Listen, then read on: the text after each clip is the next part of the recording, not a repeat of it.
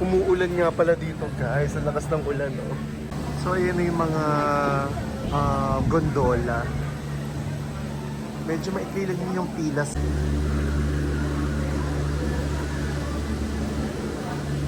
Eto, sasakay na tayo.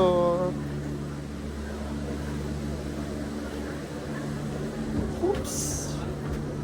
Ang bilis niya. So ayan, sa glass gondola tayo. Pero medyo malabo na yung glass niya.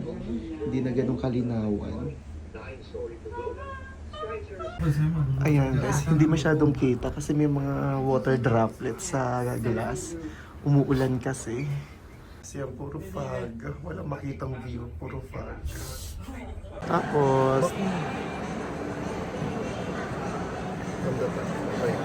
okay, bilhin tayo ng pabalik na ticket. Then,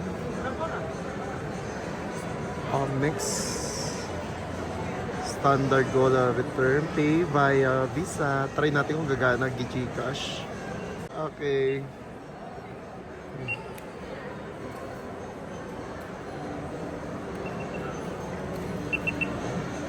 Oh, transaction approved. Gumana ang Gcash sa Genting Highlands. Oh, ito na yung ticket natin. Okay, may ticket na tayo pababa.